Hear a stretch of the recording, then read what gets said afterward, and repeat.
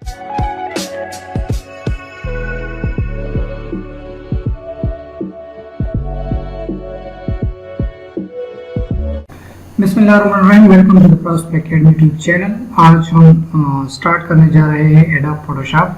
Last lecture में हमने पढ़ा था कि आपने एडोब फोटोशॉप को कहां से डाउनलोड कर लेना है और कैसे इंस्टॉल कर लेना है। तो आज की इस लेक्चर में हम एडोब फोटोशॉप को स्टार्ट करेंगे, उसके लेआउट को समझेंगे और फिर उसके टूल्स वगैरह को पढ़ेंगे। तो मेरे पास ये एडोब फोटोशॉप 2020 है।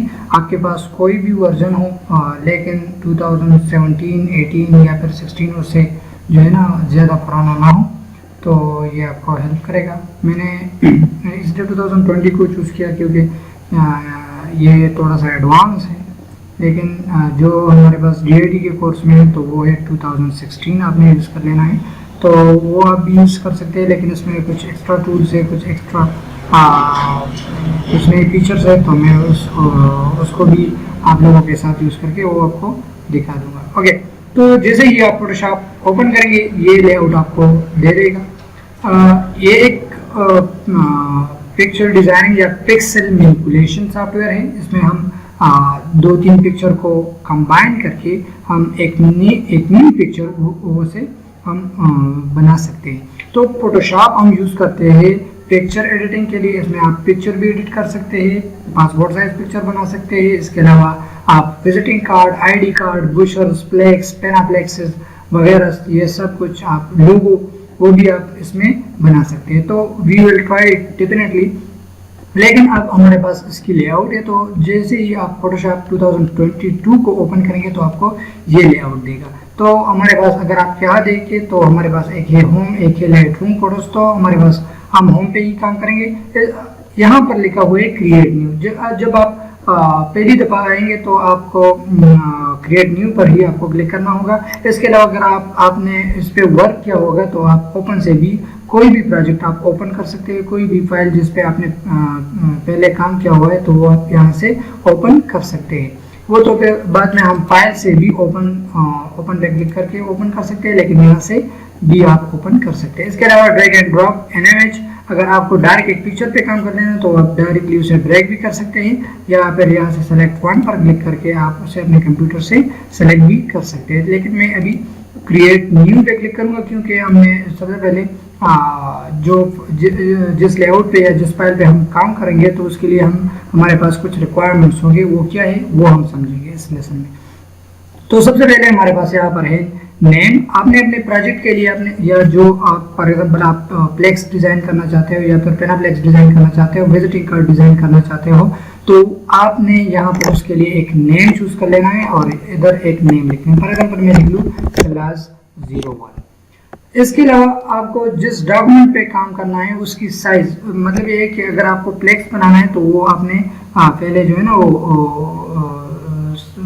उसकी वेट और हाइट वो आप लोगों के साथ मालूम होनी चाहिए कि आपने कितने साइज पे काम करना है। ये ना हो कि हमारे पास जैसे कि आपने साइजेस तो डेफिनेटली A4, A5 वगैरह लेटर एंड लीगल पेजेस आपने वर्ड में भी पढ़े हुए थे, लेकिन यहाँ पर हमारे पास हम फीट्स में भी, हम इंचेस में भी, हम पिक्सल में भी हम वो साइज ले सकते हैं और हम इसमें बहुत बड़े बड़े फ्लेक्सेस वगैरह वो डिज़ाइन कर सकते हैं। तो आपने यहाँ से अगर आपको कोई डिफाइंड साइज हो, फॉर एग्जांपल A4 साइज हो, US पेपर हो या फोटो वगैरह, फिल्म अगर वीडियो के लिए, फॉर एग्जांपल अगर मुझे फिल्म वीडियो के लिए तो ये हमारे पास HD वीडियो है तो इसकी वेट हाइट आ गई। अगर आपको कोई और video for example simply HD है तो वो आप साइज आप लोगों के पास आ गई। तो ये हमारे पास फेल वगैरह ये तो हम एडोब प्रीमियर में हम पढ़ेंगे, वो भी हमारे पास आपके DID सेकंड सेमेस्टर में वो भी मौजूद है।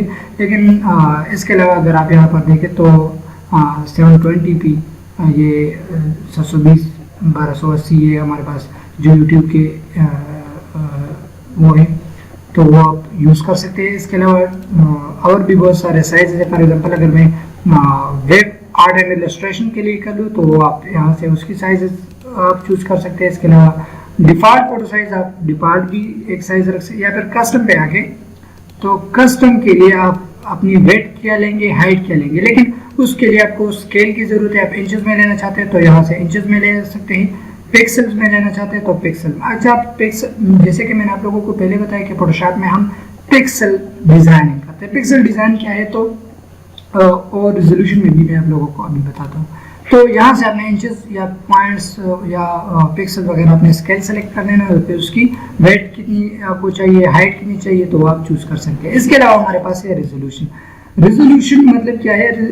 रिजोल्यूशन अब हमारे पास ये है 300। तो ये रिजोल्यूशन अगर आप यहाँ स्केल पे देख ले तो हमारे पास 300 पिक्सल पर इंच होंगे। पिक्सल पर इंच मतलब ये कि 1 इंच में 300 पिक्सल। पिक्सल अब एक स्क्वायर एरिया को हम कहते हैं कि 1 इंच में हमारे पास 300 पिक्सल होंगे। फॉर एग्जांपल अगर हम कोई पिक्चर्स वगैरह को जूम करेंगे तो वो उतना ही रप्चर्स होगा। फॉर एग्जांपल अगर 1 इंच में हम देख लेंगे तो हमें 300 डिफरेंट स्क्वायर्स देंगे। तो अगर आपको ये पिक्सल पर सेंटीमीटर रखने, लेकिन इंच पे रख ले ताकि ज्यादा हो। जितना आपका रिजोल्यूशन ज्यादा होगा उसकी आपकी उतनी क्वालिटी अच्छी होगी। तो आप अगर आपको प्रिंट कर लेना है तो आपसे दूर रख लें। अगर इसके अलावा आपको प्रिंट नहीं करना तो आप 300, 600, 1000 वो आप रख लें, आप रख सकते हैं। इसके अलावा हमारे पास है कलर मोड। कलर मोड में हमारे पास है RGB, red, green and blue. इसके अलावा सियान कलर है। अच्छा, अब ये एक मसला है कि अक्सर सुन पूछते हैं कि sir what is the difference between RGB and cyan colour. Definitely RGB में हमारे पास red, green and blue colours हैं, जबकि सियान कलर में हमारे पास सियान, मेजेंटा, येलो एंड केवना ब्लैक कलर है। तो मेन डिफरेंस इसमें ये है कि इसमें गोल्डन कलर का डिफरेंस है। फॉर एग्जांपल अगर आप सियान कलर लेंगे तो उसमें जब आप ज्वेलरीज वगैरह डिजाइन करेंगे, गोल्डन कलर लेंगे तो वो आपको वो कलर नहीं देगा। वो आपका जो पूरा डिजाइन होगा वो आपको बर्बाद करके देगा।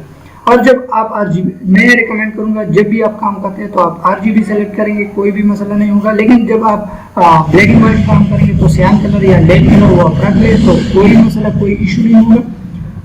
इसके अलावा अगर आप देख ले तो यहाँ पर है कितने बिट पे ये RGB colour. For example 8 bit या 16 बिट, जैसा कि हमने लास्ट अभी तो नहीं लेकिन हमने एक पढ़ा हुआ था कि आप 16 बिट पे काम कर सके। लेकिन मैंने आप लोगों को बताया कि चलो कोई बात नहीं, आप 8 बिट भी कर ले तो आपके पास वर्क कर सकते हैं। लेकिन अगर 16 बिट पे आप करना चाहते हैं तो इट विल डेफिनेटली अच्छा रहेगा। इसके अलावा अगर आपको बैकग्राउंड कंटेंट आपने अगर आपके बैकग्राउंड में अपने पेज में कुछ डालना है, फॉर एग्जांपल व्हाइट कलर डालना है या फिर ब्लैक कलर, मतलब ये कि आपने अपने फ्लेक्स का या जो भी डिजाइन बनाना चाहते हैं उसकी बैकग्राउंड आप कैसे रखना चाहते हैं। फॉर एग्जांपल ब्लैक रखना चाहते हैं, व्हाइट रखना चाहते हैं या फिर बैकग्राउंड में कोई और कलर चूज करना चाहते हैं तो आप कर सकते हैं। इसके अलावा अगर आप ट्रांसपेरेंट करना चाहते हैं तो ये ट्रांसपेरेंट हम तब यूज करते हैं जब हमें कोई ऐसी पिक्चर बनानी हो या कोई ऐसी लोगो वगैरह डिजाइन करनी हो जिसमें हम बैकग्राउंड नहीं चाहते कि ये ट्रांसपेरेंट हो, फिर हम उसे वीडियोस वगैरह पे यूज करें। ट्रांसपेरेंट मीन जिसके आर पार कुछ दिखे, सब कुछ दिखे। फॉर एग्जांपल उसके साथ बैकग्राउंड हो ही ना, तो आप ट्रांसपेरेंट यूज कर सकते हैं। लेकिन मैं अभी व्हाइट चूज करता हूँ, आप अदर भी चूज कर सकते हैं, लेकिन अभी मैं व्हाइट चूज कर लेता हूँ। अच्छा, इसके अलावा अगर आप देख ले तो एडवांस में हमारे पास कलर हमने आप लोगों को बताया कि RGB, लेकिन RGB में भी बहुत सारे ऑप्शन है आप लोगों के पास। आप वर्किंग RGB या फिर आप इसमें से कोई भी वो चूज कर सकते हैं। लेकिन मैं यहाँ से वर्किंग RGB। पिक्सल एस्पेक्ट पर रेशियो तो मैंने आपको बताया कि आप स्क्वायर पिक्सल रख लें या फिर D1 वगैरह, तो स्क्वायर पिक्सल ये बेस्ट रहेगा। ओके, इसके अलावा अगर आपने ये सेटिंग प्रीसेट पे रख लेनी है तो आप इधर से प्रीसेट पे रख ले। मतलब ये है कि जब भी आप नया फाइल लेंगे तो आपको ये वाला सेटिंग वो देगा। लेकिन अभी हम ओके कर लेते हैं और ये हमारे पास जितना पेज या जो हमारे डिमांड्स थी, जो जितना साइज वगैरह और जो भी हमने उधर पुट किया तो हमें वो आउटपुट हमें दे दिया। तो ये था कि आपने जो है ना फाइल पे जाके न्यू, यहाँ से भी आप फाइल पे जाके ओपन पे नहीं, फाइल पे जाके आप न्यू पे क्लिक कर ले तो आपको यही सेटिंग दोबारा देंगे। अगर आपको नई फाइल लेनी है तो फिर आपने यहाँ दोबारा सेटिंग कर लेनी है कि आपको कितनी साइज की वगैरह, कितनी रेजोल्यूशन की, या कौन सी कलर वाली या कौन सी बैकग्राउंड वाली, कौन सी बैकग्राउंड कंटेंट वाली पेज चाहिए, तो वो आप यहाँ से ले सकते हैं। इसके अलावा अगर हम यहाँ पर देखें तो ये हमारे पास फोटोशॉप का लेआउट है। अगर हम यहाँ देखें तो हमारे पास है फाइल, एडिट, इमेज वगैरह, तो ये हमारे पास है मेन्यू बार। इसे हम टैब बार या फिर मेन्यू बार, हर एक को हम मेन्यू या टैब कहते हैं। इसके अलावा हमारे पास अगर आप यहाँ देख लें तो ये हमारे पास है टूल बॉक्स। आप इसे ऐसे डबल भी देख सकते हैं, और अगर आप चाहते हैं कि ना ऐसा ये ना दिखे तो आप फिर ऐसे सिंगल व्यू में भी देख सकते हैं, लेकिन मैं भी ऐसे ही डबल रख लेना बेहतर समझता हूँ। ओके, इसके अलावा अगर आप यहाँ पर देखें तो ये हमारे पास रूलर है, कंट्रोल आर शॉर्टकट की है। अगर आपके पास रूलर नहीं आ रहा तो आप कंट्रोल आर प्रेस कर लें। हमारे पास ये रूलर है। रूलर हम क्यों यूज़ करते हैं, इसकी सिंपली जब हम कोई शेप वगैरह, कोई टेक्स्ट वगैरह या फिर उसकी मार्जिन को सेट करते हैं तो हम रूलर से हम कर सकते हैं। अगर आप यहाँ से देख ले तो हमने 0 से उसकी वेट कितनी ली हुई थी 7, और अगर आप यहाँ से देख ले तो 0 to 5 हमने उसकी हाइट ली हुई थी। तो वो भी आपको पता चल सकता है कि हमारे पास ये पेज सही साइज का आया है या फिर कोई मिस्टेक वगैरह है।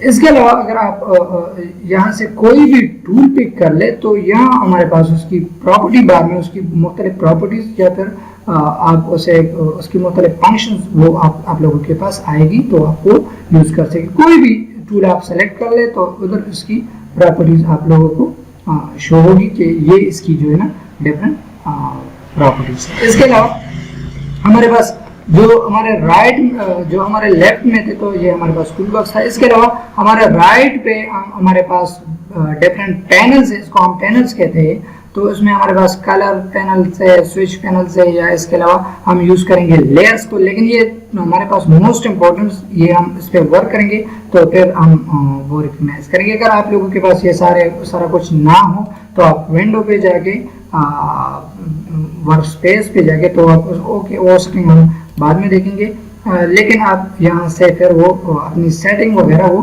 कर सकते हैं।